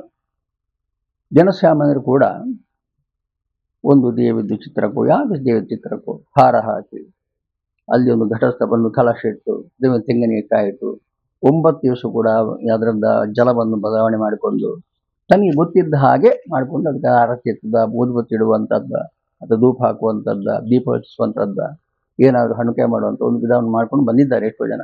ಅವ್ರು ಹೇಳ್ತಾರೆ, ನಾವು ನಮ್ಮ ಅಂಕಲ್ನಿಂದ ನವರಾತ್ರಿ ಪೂಜೆ ಮಲ್ತೊಂದಿಲ್ಲ ಎಂಚ ಮಲ್ಪಡ ಅಂತ ನಾವು ಕೇಳಿದ್ವಿ, ಎಷ್ಟೋ ಜನ ಕೇಳಿದ್ದೇವೆ ನಾವು. ಇಂಚೆ ಮಲ್ತೊಂತೆ ಉಂಟದ. ಇಲ್ಲಿ ಒಬ್ಬ ಜ್ಯೋತಿಷಿಯಾಗಿ ನಾನು ಹೇಳುವಂಥದ್ದು, ಅಂಥ ಸಂದರ್ಭದಲ್ಲಿ ನಮಗೆ ಸ್ಪಷ್ಟಕ್ಕೆ ಗೋಚಾರಕ್ಕೆ ಬಂದ ಏನು, ಅವರು ಪೂಜೆ ಮಾಡಿ ನಿಲ್ಲಿಸಿದ್ದಾರೆ ಅಂತ ಹೇಳಿ. ಅದರಲ್ಲಿ ಪೂಜೆ ಮಹತ್ವ ಉಂಟಂತಾಯ್ತಲ್ಲ. ಅವರು ಮಾಡಿದಂತಹ ಯಾವುದೇ ತಂತ್ರ ಮಂತ್ರ ಶಾಸ್ತ್ರ ಆಚಾರ ಸಂಸ್ಕಾರ ಯಾವುದಿಲ್ಲದೆ ಮಾಡಿದ ಸಾಮಾನ್ಯ ಪೂಜೆ ಕೊಡೋದು ಮಹತ್ವ ಉಂಟು ಅಂತ ಆಯ್ತು. ಅಲ್ಲಿ ದೇವಿ ಪ್ರಶ್ನೆ ಫಲಜ್ಯೋತಿಷ ದೇವಿ ಅಲ್ಲಿ ಸ್ಪಷ್ಟ ಬಂದಿದ್ದಾಳೆ. ಎಷ್ಟೋ ಜನಕ್ಕೆ ಬಂದು ನಮ್ಗೆ ಕೂಡ ಗೋಚರಕ್ಕೆ ಬಂದಿದೆ ಅದು ವಿಚಾರಗಳು, ಅದು ಬೇರೆ ವಿಷಯ. ಹಾಗೆ ಇದ್ದಾಗ ಅದು ಒಂದು ವಿಧಾನ ಆಯಿತು. ಎರಡನೇ ವಿಧಾನ ಸುಲಭವಾಗಿ ಮತ್ತು ಕೆಲವರು ಹೆಂಗಸು ಮಾಡ್ತಾ ಇದ್ದಾರೆ ಪದ್ಧತಿಯನ್ನು 9 ದಿವಸ ಕೂಡ ಒಪ್ಪೊತ್ತು ಮಾಡುವಂಥದ್ದು. ಒಂದು ಊಟ ಮಾಡಿಕೊಂಡು ರಾತ್ರಿ ಹೊತ್ತು ಏನಾದರೂ ಒಂದು 2 ಬಾಳೆಹಣ್ಣು ತಿಂದ ಏನೋ ಕುತ್ಕೊಳ್ಳೋದು, ಅದೊಂದು ವಿಧಾನ ಉಂಟು. ಉಪವಾಸ ಮಾಡ್ಕೊಂಡು ಮಾಡುವಂಥದ್ದು ಸಾಮಾನ್ಯ ಹೆಚ್ಚಿನ ಎಲ್ಲ ಪೂಜೆ ಮಾಡ್ತಾರೆ. ಉದಾಹರಣೆಗೆ ಸಂಕಟ ಚತುರ್ಥಿಗೆ ಮಾಡುವ ಪದ್ಧತಿಗಳು ಹೆಚ್ಚಿನ ಹೆಂಗಸು ಮಾಡ್ತಾರೆ. ಅಷ್ಟಮಿ ಉಪವಾಸ ಹಿಡಿಯವರಿದ್ದಾರೆ. ಮತ್ತು ಷಷ್ಠಿ ಸಂದರ್ಭದಲ್ಲಿ ಷಷ್ಠಿಗೆ ಮಾಡುವವರಿದ್ದಾರೆ. ಎಷ್ಟೋ ಜನ ಇದ್ದಾರೆ, ಬೇರೆ ಪದ್ಧತಿಗಳು. ಅದೇ ಪ್ರಕಾರ ನವರಾತ್ರಿ ಸಂದರ್ಭದಲ್ಲೂ ಕೂಡ ಸುಲಭವಾದ ವಿಧಾನವನ್ನು ಅನುಸರಿಸ್ತಾರೆ. ಹೇಗೆ ಒಪ್ಪತ್ತೂಟ ಮಾಡುವಂಥದ್ದು, ಬೆಳಿಗ್ಗೆ ಹಾಕಿದ್ದು ಸ್ನಾನ ಮಾಡಿ ಬೆಳಿಗ್ಗೆ ತಿನ್ನದೆ ಮಧ್ಯಾಹ್ನ ಮಾತ್ರ ಊಟ ಮಾಡಿಕೊಂಡು ದೇವಿಯನ್ನು ಸ್ಮರಿಸ್ತಾ ಇರೋದು. ದುರ್ಗಾ ಪರಮೇಶ್ವರಿಯ, ಮಹಾಕಾಳಿಯ, ಮಹಾಲಕ್ಷ್ಮಿ, ಮಹಾಸರಸ್ವತಿಯ ಈ ಶಬ್ದವನ್ನು ಉಚ್ಚಾರ ಮಾಡಿಕೊಂಡು ಏನಾದರೂ ಒಂದು ಅವ್ರಿಗೆ ಗೊತ್ತಿದ್ದು ಹತ್ತಿರ ದೇವಸ್ಥಾನ ಕಾಟಿ ಎಲ್ಲಿಗಾದರೂ ಬಪ್ಪನಾಡಿಗೆ ಅಂತ ಬಂದು ಎಲ್ಲಿಗಾದರೂ ಹೋಗಿ ಬರುವಂಥದ್ದು, ಹತ್ತಿರ ಒಂದು ಯಾವ ದೇವಸ್ಥಾನಕ್ಕೆ ಹೋಗಿ ನಮಸ್ಕಾರ ಮಾಡಿ ಬರುವಂಥ ಇದು ಒಂದು ಪದ್ಧತಿ ಉಂಟು. ಇದು ಕೂಡ ದೇವರಿಗೆ ಸಮೀಪವಾದದ್ದೇ. ಈ ಪದ್ಧತಿ ಕೂಡ ಮಾಡ್ಬೋದು, ಮಾಡಬಾರ್ದಂತೇನಿಲ್ಲ. ಆದರೆ ವೈದಿಕವಾಗಿ ವಿಶೇಷವಾಗಿರುವಂಥ ಒಂದು ಪದ್ಧತಿ ಏನಂತ ಹೇಳಿದ್ರೆ, ದೇವಿಯನ್ನು ಮೂರ್ತ ಸ್ವರೂಪವಾಗಿ ಆಚರಿಸುವಂಥದ್ದು. ಮೂರ್ತ ಸ್ವರೂಪ ಅಂದರೆ ಒಂದು ಮೂರ್ತಿಯನ್ನು ದೇವಾಲಯದಲ್ಲಿ ಇಟ್ಕೊಂಡದ್ದು ಅಥವಾ ಶಾರದೆ ಸ್ಥಾಪನೆ ಮಾಡುವಂಥ ಕ್ರಮಗಳು ಉಂಟು ಎಲ್ಲ ಕಡೆ. ಆ ರೀತಿ ಆರಾಧನೆ ಮಾಡ್ಕೊಂಡು ಬರೋ ಪದ್ಧತಿ ಕೂಡ ಉಂಟು. ಅದು ಕೂಡ ದೇವಿ ಆರಾಧನೆ ಅಥವಾ ವಿಜೃಂಭಣೆಯಿಂದ ಸಾಮೂಹಿಕ ಮಾಡಬಾರ್ದು ಪ್ರಯತ್ನ ಶಾರದಾ ಆರಾಧನೆ. ಮತ್ತು ಮನೆಗಳಲ್ಲಿ ಕೂಡ 9 ದಿವಸ ಕೂಡ ಇದೇ ರೀತಿಯಲ್ಲಿ ಘಟಸ್ಥಾಪನೆ ಮಾಡಿಕೊಂಡು ಕ್ರಮ ಹೇಗೆ, ಶರನ್ನವರಾತ್ರಿಯ ಆರಾಧನೆಯ ಮಹತ್ವಪೂರ್ಣ ಅಂಶ ಇದು ಹೇಳ್ತಾ ಇದ್ದೇವೆ ನಾವು. ಆರಂಭ ದಿವಸದಲ್ಲಿ ಇದು ರಾತ್ರಿ ಪೂಜೆ ಪುನಸ್ಕಾರ ನಡೆಯುವುದು ರಾತ್ರಿ ಕಾಲದಲ್ಲಿ, ಸಂಧ್ಯಾಕಾಲ ಆಗಬೇಕು. ಸಂಧ್ಯಾಕಾಲದಲ್ಲಿ ಮಾಡುವಂಥ ಪದ್ಧತಿ ಏನಂತ ಹೇಳಿದರೆ, ಕಲಶ ಪ್ರತಿಷ್ಠೆ ಮಾಡುವಂಥದ್ದು. ಕಲಶ ಪ್ರತಿಷ್ಠೆಗೆ ಕ್ರಮಗಳುಂಟು. ಆ ಕ್ರಮಗಳನ್ನು ಇಲ್ಲೆಲ್ಲ ಹೇಳಿಕೆ ಆಗುವುದಿಲ್ಲ ಕೆಲವು ವಿಷಯಗಳನ್ನು. ಗಣಪತಿ ಸ್ತೋತ್ರ ಮಾಡುವಂಥದ್ದು, ಗಣಪತಿ ಇಟ್ಕೊಂಡು ಪೂಜೆ ಮಾಡುವಂಥದ್ದು. ಮೊದಲು ಗಣಪತಿ ಗುರುಗಣಾಧಿಪತಿಯನ್ನು ಆರಾಧನೆ ಮಾಡಿಕೊಂಡು ಕಲಶದಲ್ಲಿ ದೇವಿಯನ್ನು ಆವಾಹನೆ ಮಾಡುವಂಥದ್ದು. ಮೊದಲನೇ ದಿವಸ ಯಾವಾಗಲೂ ಕಲಶ ಮನೆಗಳಲ್ಲಿ ಒಂದು ಕಲಶ ಇಡ್ತಾರೆ. ದುರ್ಗಾ ನಮಸ್ಕಾರ ಮಾಡ್ಬೋದು. ದುರ್ಗಾ ನಮಸ್ಕಾರಕ್ಕೆ ಒಂದು ಕಲಶ ಇಡ್ತೇವೆ ನಾವು. ಚಂಡಿಕೆ ಯಾಗ ಮಾಡ್ಬೋದು, ಅದಕ್ಕೂ ಒಂದೇ ಕಲಶ ಇರುವಂಥದ್ದು. ಅದ ನಂತರ ಹೇಳುವಂಥ ವಿಚಾರಗಳು. ಆ ಕಲಶ ಪ್ರತಿಷ್ಠೆ ಮಾಡಿ ಕಲಶದಲ್ಲಿ ದುರ್ಗೆಯನ್ನು ಆವಾಹನೆ ಮಾಡಬೇಕು. ಕಲಶದಲ್ಲಿ ವರುಣನನ್ನು ಆವಾಹನೆ ಮಾಡಿ, ವರುಣ ಯಾಕೆ ಜಲಾಧಿಪತಿ, ಅವರನ್ನು ಜಲಕ್ಕೆ ಆವಾಹನೆ ಮಾಡಿಬಿಟ್ಟು ಆ ನಂತರ ಅಲ್ಲಿ ದುರ್ಗೆಯನ್ನು ಆವಾಹನೆ ಮಾಡುವಂಥ ಪದ್ಧತಿ ಉಂಟು. ಆ ದುರ್ಗೆನ ಆವಾಹನೆಗೆ ಮಂತ್ರಗಳುಂಟು, ತಂತ್ರಗಳುಂಟು, ಅದನ್ನೆಲ್ಲ ವಿಧಿವಿಧಾನ ಉಂಟು. ಅದನ್ನೆಲ್ಲ ಆವಾಹನೆ ಮಾಡಿಕೊಂಡು ಆ ಕಲಶಕ್ಕೆ ಆರಾಧನೆ ಮಾಡುವಂಥದ್ದು ಒಂದು ಪದ್ಧತಿ ಬರ್ತದೆ. ಕಲಶ ಪ್ರತಿಷ್ಠೆ ಮಾಡಿ ಆರಾಧನೆ ಮಾಡುವಂಥ ಪದ್ಧತಿ. ಅಲ್ಲಿ ಮಂಡಲವನ್ನು ಹಾಕಲಿಕ್ಕೆ ಉಂಟು, ಅದು ಬೇರೆ ವಿಚಾರ. ಇದು ಒಂದು ಪದ್ಧತಿ ಉಂಟು. 9 ದಿವಸ ಕೂಡ ಅದಕ್ಕೆ ಸಂಬಂಧಪಟ್ಟ ದುರ್ಗಾಶಕ್ತಿಯನ್ನು ಆವಾಹನೆ ಮಾಡಿ, ಕೆಲವರು ಒಂದೇ ಶಕ್ತಿ ಆವಾಹನೆ ಮಾಡ್ತಾರೆ, ಬೇರೆ ಬೇರೆ ಮಾಡಬೇಕಾದ ಅವಶ್ಯಕತೆ ಇಲ್ಲ. ಶೈಲಪುತ್ರಿ, ಬ್ರಹ್ಮಚಾರಣಿ ಇದೆಲ್ಲ ಮಾಡೋದು ದೇವಸ್ಥಾನಗಳ ಮಾಡಬಹುದು, ಒಂದೊಂದು ರೂಪ ಕೊಡ್ತಾರೆ ಅಲ್ಲೆಲ್ಲ. ಅವ್ರಿಗೆ ಅನಿಸೋದನ್ನು ಕೊಡ್ತಾರೆ, ಕ್ರಮಗಳುಂಟು. ಕೆಲವು ಕಡೆ ನಾವು ನೋಡಿದ್ದೇವೆ, ಅದರ ಬಗ್ಗೆ ವಿಚಾರವಿರುವುದಿಲ್ಲ, ಒಟ್ಟು ಏನೋ ಮಾಡ್ಕೊಂಡು ಹೋಗಿಬಿಡ್ತಾರೆ. ಎಷ್ಟೋ ಕಡೆ ನಾವು ನೋಡಿದ್ದೇವೆ ಅದನ್ನು. ಆ ಶೈಲಪುತ್ರಿ ಇರುವಂಥ ಒಂದು ಬಣ್ಣ, ಅಲ್ಲಿ ವಸ್ತ್ರ ವಿನ್ಯಾಸಗಳು ಬೇರೆ ಬೇರೆ ಇರ್ತದೆ. ಅದನ್ನೆಲ್ಲ ಮಾಡದೆ ತಮಗೆ ಗೊತ್ತಿದ್ದ ಹಾಗೆ ಮಾಡಿಕೊಂಡು, ಅದೇನು ತಪ್ಪೇನಲ್ಲ, ತಪ್ಪಂತ ಹೇಳುವುದಲ್ಲ ಅದು. ಆದರೆ ಅದನ್ನು ಮಾಡುವಂಥ ಎಷ್ಟೋ ಆಲಯಗಳುಂಟು, ದೇವಾಲಯಗಳುಂಟು, ತಿಳಿದವರಿದ್ದಾರೆ, ಮಾಡಿ ಒಳ್ಳೆಯದಾಗ್ತದೆ. ಅದನ್ನು ಮಾಡದೆ ಕೂಡ ಮಾಡಿದರೂ ತಪ್ಪೇನಾಗುವುದಿಲ್ಲ, ತಪ್ಪೇನಲ್ಲ. ನಮಗೆ ತಾಯಿ ಅವಳಿಗೆ ಯಾವ ವರ್ಣದ ಬಟ್ಟೆ ನಾವು ಕೂಡ ಸಹ ಧರಿಸ್ತಾಳೆ ಅಲ್ವಾ? ಯಾವ ಮೂರ್ತಿಯನ್ನು ಉಪಯೋಗ ಮಾಡಿದ್ರು ಸ್ವೀಕರಿಸಿ ಮಾಡಲೇಬೇಕಲ್ಲ, ಯಾವ ನೈವೇದ್ಯಟ್ಟು ಪರಿಗ್ರಹಿಸಲೇಬೇಕಲ್ಲ. ಆ ಒಂದು ಒಳ್ಳೆಯ ಶಂಕರಾಚಾರ್ಯ ಹೇಳಿದ್ದಾರೆ, ಇದನ್ನು ಮನಸ್ಸನ್ನು ಸ್ವಚ್ಛವಾಗಿಟ್ಟುಕೊಳ್ಳು, ಅಷ್ಟೇ ಸಾಕು, ನಿಮಗೆ ಆರಾಧನೆ ಅದಕ್ಕೆ ಜಾಸ್ತಿ ಏನಿಲ್ಲ, ಅದೇ ದೊಡ್ಡ ಆರಾಧನೆ ಎಂದು ಅಂತ ಶಂಕರಾಚಾರ್ಯ ಹೇಳಿದ ಮಾತು. ಈ ರೀತಿಯಲ್ಲಿ ಆರಾಧನೆ ಮಾಡುವವರಿದ್ದಾರೆ. ಆದರೆ ಮತ್ತೊಂದು ವಿಶೇಷವಾದ ನವರಾತ್ರಿ ಆರಾಧನೆ ಅಂತ ಹೇಳಿದ್ರೆ, 9 ದಿವಸ ಆಗಿನ ಹೇಳಿದ ಒಂದು ಕೆಲವು 9 ಶಕ್ತಿ ನಾನು ಹೇಳಿದ್ದೇನೆ. ಮತ್ತೊಂದು ವಿಚಾರ ಏನಂತ ಹೇಳಿದ್ರೆ, ನವರಾತ್ರಿಯಲ್ಲಿ ಮೊದಲನೇ ದಿವಸ ಆರಾಧನೆ ಮಾಡುವಂಥದ್ದು ಶ್ರೀ ದುರ್ಗಾ ಪರಮೇಶ್ವರನನ್ನು ಯಾವ ರೀತಿ ದುರ್ಗಾ ಸಪ್ತಶಕ್ತಿಯಲ್ಲಿ ಉಲ್ಲೇಖ ಮಾಡಿದ್ದಾರ, ಆ ರೀತಿಯ ವಸ್ತ್ರ ಆಭರಣ ವಿನ್ಯಾಸ, ವೈಢೂರ್ಯಾದಿ ನತ್ರತ್ನಾದಿ ಕವಚಗಳನ್ನು ಕೊಟ್ಟು ಅವಳಿಗೆ ಆ ರೀತಿಯಲ್ಲಿ ಆಸನಾದಿಗಳನ್ನು ಅವಳಿಗೆ ವಿಶೇಷವಾಗಿ ನಿರ್ಮಾಣ ಮಾಡಿಕೊಟ್ಟು ಮಾಡುವಂಥ ಒಂದು ಆರಾಧನೆ ಶ್ರೀ ದುರ್ಗಾ ಆರಾಧನೆ. ಅದಕ್ಕೆ ಜಪ ಅಷ್ಟೋತ್ತರ ಎಲ್ಲ ಉಂಟು. ಅದಕ್ಕೆ ನಾವು ಇದೆಲ್ಲ ಪಂಚೋಪಚಾರ ಪೂಜೆ, ಷೋಡಶೋಪಚಾರ, ಕಲ್ಪೋಕ್ತ ಪೂಜೆ ಎಲ್ಲ ಬರ್ತಾ ಇಲ್ಲ. ಅದನ್ನೆಲ್ಲ ಮಾಡೋದು ಕ್ರಮಗಳು, ಅದೆಲ್ಲ ಹೇಳಲಿಕ್ಕೆ ಸಾಧ್ಯತೆ ಆಗೋದಿಲ್ಲ, ತುಂಬ ವಿಸ್ತಾರ ಆಗುವಂಥದ್ದು. ಅದನ್ನೆಲ್ಲ ಮಾಡಿಕೊಂಡು ಆರಂಭದಿಂದ ಗಣಾಧಿಪತಿ ಪೂಜೆ ಮಾಡಿಕೊಂಡು ನಂತರ ದುರ್ಗಾರಾಧನೆ ಮಾಡಿಕೊಂಡು ಬರುವಂಥದ್ದು. 2ನೇ ದಿವಸ ಪ್ರಶ್ನೆ. ಈ 2ನೇ ದಿವಸದಲ್ಲಿ ಆರ್ಯ ದುರ್ಗಾ ಅಂತ ಹೇಳುವಂಥದ್ದು. ಆರ್ಯ ಅಂದರೆ ಅರ್ಥ ಅಂತ ತಿಳಿದವರು, ಜ್ಞಾನಿ ಆದ ದುರ್ಗೆಯನ್ನು, ಜ್ಞಾನ ಸ್ವರೂಪಳಾಗಿರುವಂಥ ದುರ್ಗೆಯನ್ನು ಆರ್ಯ ದುರ್ಗೆ ಅಂತ ಹೇಳುವಂಥದ್ದು. ಆ ಜ್ಞಾನ ಸ್ವರೂಪಳಾಗಿರುವಂತಹ ದುರ್ಗಾ ಪರಮೇಶ್ವರಿಯನ್ನು ಆರ್ಯ ಪೂಜೆ ಅಂತ ಹೇಳ್ತೀವಿ, ಆರ್ಯ ತಿಳಿದವರ ಪೂಜೆ ಅಂತ. ಆ ರೀತಿಯಲ್ಲಿ ಅವಳನ್ನು ಅದೇ ವಿನ್ಯಾಸ ನಿರ್ಮಾಣ ಮಾಡಿ ಮಾಡುವಂಥ ಪೂಜೆ. ಅದಕ್ಕೆ 2ನೇ ದಿವಸ ಪೂಜೆ ಆ ರೀತಿಯಾಯಿತು. ಅದಕ್ಕೆ ಅಷ್ಟೊತ್ತರ ಬೇರೆ ಉಂಟು. ಪ್ರತಿಯೊಂದು ಸ್ಥಾಪನೆ ಅದರಲ್ಲಿ ಮೂಲ ಇರುವಂಥದ್ದು ಏನಂತ ಹೇಳಿದ್ರೆ, ನಾವು ಯಾವ ದುರ್ಗೆಯನ್ನು ಶ್ರೀ ದುರ್ಗೆಯ ಆರ್ಯ ದುರ್ಗೆ ಪ್ರತಿಯೊಬ್ಬರಿಗೂ ಧ್ಯಾನ ಶ್ಲೋಕ ಪ್ರತ್ಯೇಕ ಉಂಟು. ಧ್ಯಾನ ಶ್ಲೋಕ ಬರ್ತಾ ಇಲ್ಲಿ, ಪ್ರತ್ಯೇಕ ಧ್ಯಾನ ಶ್ಲೋಕ ಮಾಡಬೇಕಾಗ್ತದೆ. ನಾವು ಒಂದೇ ಧ್ಯಾನ ಶ್ಲೋಕ ಕೊಡಲಿಕ್ಕೆ ಸಾಧ್ಯ ಆಗುವುದಿಲ್ಲ. 3ನೇ ದಿವಸ ಆಗುವಾಗ ಕುಮಾರಿ ದುರ್ಗ ಬರ್ತದೆ. ಕುಮಾರಿ ದುರ್ಗ ಅದು ಕುಮಾರಿ, ಸಣ್ಣ ಪ್ರಾಯದ ದುರ್ಗೆಯನ್ನು ಒಂದು ನಾವು ಚಿಂತನೆ ಮಾಡಿಕೊಂಡು ಅದಕ್ಕೆ ಬೇಕಾದ ವಿನ್ಯಾಸಗಳು, ರಂಗೋಲಿ ಹಾಕಿ ಮಾಡುವಂಥ ವಿಧಾನಗಳು. 4ನೇ ದಿವಸ ಆಗುವಾಗ ಭಗವತಿ ದುರ್ಗಾ ಅಂತ ಹೇಳುವಂಥದ್ದು. ಆ ದುರ್ಗೆ ಬೇಕಾದ ರೀತಿಯಲ್ಲಿ ಮಾಡ್ಕೊಂಡು ಹೋಗುವಂಥ ಧ್ಯಾನ ಶ್ಲೋಕಗಳು ಪ್ರತ್ಯೇಕ ಇರ್ತದೆ, ಅಷ್ಟೋತ್ತರ ಪ್ರತ್ಯೇಕ ಇರ್ತದೆ, ಮಾಡಿಕೊಂಡು ಹೋಗುವಂಥದ್ದು. 5ನೇ ದಿವಸ ಆಗುವಾಗ ಅಂಬಿಕಾ ದುರ್ಗ ಆಗ್ತದೆ. ಅವಳನ್ನು ಕೂಡ ಅದೇ ರೀತಿ ಆರಾಧನೆ ಮಾಡ್ಕೊಂಡು ಬರಬೇಕಾಗ್ತದೆ. ಪದ್ಧತಿಗಳು ಪ್ರತ್ಯೇಕ ಇರ್ತದೆ, ಸ್ವಲ್ಪ ಒಂದೇ ರೀತಿ, ಆದರೆ ವ್ಯತ್ಯಾಸ ಇರ್ತದೆ. ಅಷ್ಟೋತ್ತರ ವ್ಯತ್ಯಾಸ ಉಂಟು, ಧ್ಯಾನ ಶ್ಲೋಕ ವ್ಯತ್ಯಾಸ ಉಂಟು. ಪಂಚೋಪ ಷೋಡಶೋಪರೆ ಒಂದೇ ರೀತಿ ಬರ್ತದೆ. 6 ದಿವಸ ಆಗುವಾಗ ಮಹಿಷಮರ್ದಿನಿ ದುರ್ಗೆ ಬರ್ತಾಳೆ. ಅವಳನ್ನು ಕೂಡ ಮಹಿಷಾಸುರ ಮರ್ದಿ, ಕೆಲವರದನ್ನೆಲ್ಲ ವಿಶೇಷವಾಗಿ ಸಿಂಹದ ತಂದು ಶೂಲನ್ನು ಕೊಟ್ಟು ಶೂಲೇನ ಪಾಹಿನೋ ದೇವಿ ಪಾಕರ್ಬೇನ ಚಾಂಬಿಕೆ ಅದರ ಉಂಟು ಸ್ವರೂಪಗಳು, ಅದನ್ನೆಲ್ಲ ಕೊಟ್ಟು ಅದನ್ನು ಚಂದ ಮಾಡಿ ತಂದು ವಿಶೇಷವಾಗಿ ಆ ಒಂದು ಅಲಂಕಾರ ಮಾಡಿ ಪೂಜೆ ಮಾಡ್ತಾರೆ. ಅದು ದೇವಾಲಯದ ಹೆಚ್ಚು ಮಾಡ್ತಾರೆ.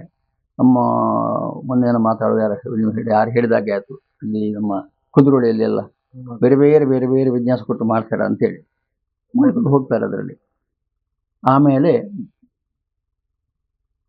ಮಹಿಷಮರ್ದಿನಿ ದುರ್ಗೆ, ಆಮೇಲೆ ಸರಸ್ವತಿ ದುರ್ಗೆ ಆಯಿತು, 8ನೇ ದಿವಸ ಸರಸ್ವತಿ ದುರ್ಗೆ. ಆಮೇಲೆ ವಾಗೀಶ್ವರ ದುರ್ಗ. ಸರಸ್ವತಿ ಮತ್ತು ವಾಗೀಶ್ವರ ದುರ್ಗೆ ಸಂಪೂರ್ಣವಾಗಿ ವಿದ್ಯಾಭ್ಯಾಸ ವಿಚಾರಕ್ಕೆ ಸೇರುವಂಥದ್ದು. ವಾಕ್ಶಕ್ತಿಗೆ ವಾಗೀಶ್ವರಿ, ವಿದ್ಯಾಭ್ಯಾಸ ಜ್ಞಾನ ಸಿದ್ಧಿಗೆ ಸರಸ್ವತಿ. ಇವರೆಲ್ಲ ಅದಕ್ಕೆ ಬೇಕಾದ ಹಾಗೆ ಸರಸ್ವತಿ ದುರ್ಗೆಯನ್ನು ಕೈಯಲ್ಲಿ ವೀಣೆ ಕೊಟ್ಟು ಇದೆಲ್ಲ ಮಾಡುವ ಪದ್ಧತಿಗಳು ಉಂಟು. ಇದೆಲ್ಲ ರೀತಿಯಲ್ಲಿ ಆರಾಧನೆ ಮಾಡುವಂಥ ಪದ್ಧತಿ ಕೂಡ ನವರಾತ್ರಿ ಮಾಡಿಕೊಂಡು ಬರ್ತಾರೆ. 9 ದಿವಸಗಳು ಮಾಡ್ತಾರೆ. ಇದರದ್ದು ಮೂಲ ನಾವು ನೋಡಿಕ್ಕೆ ಹೋಗಬೇಕಾಗ್ತದೆ. ಇದೆಲ್ಲ ಕಂಡು ಹಿಡಿದವರು ಯಾರು ಇದನ್ನೆಲ್ಲ ಮಾಡಿ ಸಿದ್ಧ ಮಾಡಿ ಕೊಟ್ಟಿದ್ದಾರೆ ಜನರಿಗೆ? ಇದೆಲ್ಲ ಎಲ್ಲಿ ಬರ್ತದೆ, ಇದೆಲ್ಲ ನಾವು ನೋಡಬೇಕಾಗ್ತದೆ, ಹೌದಲ್ವಾ? ಇದನ್ನು ನೋಡುವಾಗ ಇಲ್ಲಿ ಕಾಣುವಂಥದ್ದು ಅಥವಾ ಗೋಚರವಾದಂಥ ಚಿಂತನೆಗೆ ದೇವಿಯ ಉಗಮ ಹೇಗೆ, ದೇವಿ ಅಂದರೆ ಯಾರು? ಋಗ್ವೇದದ 10ನೇ ಮಂಡಲದಲ್ಲಿ ಋಷಿಯ ಉಲ್ಲೇಖ ಉಂಟು. ಅಂಬ್ರಣ ಅಂತ ಹೇಳುವಂಥದ್ದು ಋಷಿ. ಅವನ ಮಗಳು ವಾಕ್ ಅಂತ ಹೇಳೋದು ಅವಳ ಮಗಳು, ಋಷಿಯ ಮಗಳು. ಅವಳು ವೈದಿಕ ಶಕ್ತಿಯವಳು, ವೈದಿಕ ಸಿದ್ಧಿಯವಳು ಅಂತ ಶಾಸ್ತ್ರ ಹೇಳುತ್ತೆ. ಪುರಾಣ ಆ ಒಂದು ವೇದ ಉಲ್ಲೇಖ ಉಂಟು. ವೈದಿಕ ಶಕ್ತಿ ಇರುವವಳು. ಒಬ್ಬರಿಗೊಂದು ಶಕ್ತಿ ಇರ್ತದೆ, ಶಾರೀರ ಶಕ್ತಿ ಇರ್ತದೆ, ವೈದಿಕ ಶಕ್ತಿ ಬೇರೆ ಇರ್ತದೆ. ಮತ್ತೆ ಆ ರೀತಿ ವಾಕ್ ಎಂದು ಹೇಳುವಂಥ ಆ ಒಂದು ಸ್ತ್ರೀ, ಅವಳು ಈ ಪ್ರಪಂಚ ಜಗದೃಷ್ಟಾರನಾದ ಭಗವಂತನಿಗೆ, ಅದು ಯಾವ ಭಗವಂತ ಅಂತ ಹೇಳೋದು ಉಲ್ಲೇಖ ಮಾಡಲಿಲ್ಲ, ಭಗವಂತ ಅಂತ ಹೇಳಿದ್ದಾರೆ. ಅದು ವಿಷ್ಣು ಇರ್ಬೋದು, ಶಿವನಿರ್ಬೋದು, ಬ್ರಹ್ಮನಿರ್ಬೋದು. ತನ್ನನ್ನು ತಾನು ಸಮರ್ಪಿಸಿಕೊಂಡು ಒಂದು ಸೂಕ್ತ ಮಾಡಿದ್ದಾಳೆ ಅವಳು, ದೇವಿ ಸೂಕ್ತ ಅಂತ ಹೇಳ್ತಾರೆ. ಆ ದೇವಿ ಸೂಕ್ತದಲ್ಲಿ ಅವಳು ತನ್ನನ್ನು ತಾನೇ ಹೇಳ್ಕೊಳ್ತಾಳೆ, ತಾನೇ ದೇವಿ ಹೇಳಿ, ಸತ್ಯ ಇದಲ್ಲ, ತಾನೇ ದೇವಿ ಅಂತ ಹೇಳ್ಕೊಳ್ತಾಳೆ. ತಾನೇ ದೇವಿ, ತನ್ನಿಂದಲೇ ಈ ಪ್ರಪಂಚ ಆಗ್ತದೆ, ತನ್ನಿಂದಲೇ ಅಹರ್ನಿಶಿಗಳು ಈ ಪ್ರಾಣಿ ಪಕ್ಷಿಗಳೆಲ್ಲ ಹೊರಡ್ತಿರ್ತವೆ. ತಾನೇ ಸೋಮರಸವನ್ನು ಹಿಂಡಿ ಯಾರು ಆ ದೇವನಿಗೆ ಕೊಡ್ತಾರೆ ಅವರೆಲ್ಲ ವಿಜೃಂಭಿಸ್ತಾರೆ ಪ್ರಪಂಚದಲ್ಲಿ ಅಂತ ಹೇಳುವಂಥ ಒಂದು ವಾಕ್ಯ ಕೂಡ ಅಲ್ಲಿ ಬರ್ತದೆ, ದೇವಿ ಸೂಕ್ತದಲ್ಲಿ ಬರುವಂಥದ್ದು. ಇದು ವೇದೋಕ್ತವಾದದ್ದು. ನಾವು ಪರಂಪರಾನುಗತವಾಗಿ ಈ ದೇಶದಲ್ಲಿ ಈಗ ಪ್ರಾಪಂಚಿಕವಾಗಿ ವೇದವನ್ನು ಒಪ್ಪಬೇಕಾಗ್ತದೆ. ವೇದಕ್ಕೆ ಎಷ್ಟು ಆಯಸ್ಸು? ಸಾಮಾನ್ಯವಾಗಿ ಮ್ಯಾಕ್ಸ್ವೆಲ್ಲರ್ ಹೇಳುವಂಥ ಸಿದ್ಧಾಂತ ಪ್ರಕಾರ ವೇದದ ಆಯಸ್ಸು 10 ರಿಂದ 25,000 ವರ್ಷಗಳಂತ ಹೇಳಿಕ್ಕೆ ಸಾಧ್ಯ ಉಂಟು. ಆದರೆ ಅದಕ್ಕಿಂತ ಪೂರ್ವವೇ ಇರಬಹುದು. ಯಾಕಂತೇಳಿದ್ರೆ ಅಲ್ಲಿ ಬರುವಂಥ ಸೂಕ್ತಗಳು, ದೇವಿಗೆ ಸಂಬಂಧ ಸೂಕ್ತ, ರಾತ್ರಿ ಸೂಕ್ತ ದುರ್ಗಾ ಸಪ್ತದಲ್ಲಿ ಬರುವಂಥದ್ದು, ಮತ್ತು ದೇವಿ ಸೂಕ್ತ, ಎರಡು ಕೂಡ ವೇದೋಕ್ತವಾಗಿರುವಂಥ ಸೂಕ್ತಗಳು. ಅದನ್ನೆಲ್ಲ ನೋಡುವಾಗ, ಪರಿಶೀಲನೆ ಮಾಡುವಾಗ ವೇದಕ್ಕೆ ಕಾಲ ಎಷ್ಟು ಅಂತ ಹೇಳೋದು ತುಂಬ ಕಷ್ಟ ಆಗ್ತದೆ. ಆದರೂ ಕೆಲವರು ಹಿರಿಯರು ಹೇಳಿದ ಪ್ರಕಾರ, ಕೆಲವು ಜ್ಞಾನಿಗಳು ಹೇಳಿದ ಪ್ರಕಾರ ವೇದಕ್ಕೆ 10,000ಕ್ಕಿಂತ ಹೆಚ್ಚಿನ ವರ್ಷ ಆಗಿದೆ. ವೇದದ ನಂತರವೇ ಬಂದಿರುವಂಥ ಪುರಾಣಗಳು. ಹಿರಿಯ ಪತ್ರಕರ್ತ ಮೋಹನ್ ಬೋಳಂಗಡಿಯವರ ನೇರ ಮಾತು. ಕೂಡಲೇ ಸಬ್ಸ್ಕ್ರೈಬ್ ಮಾಡಿ.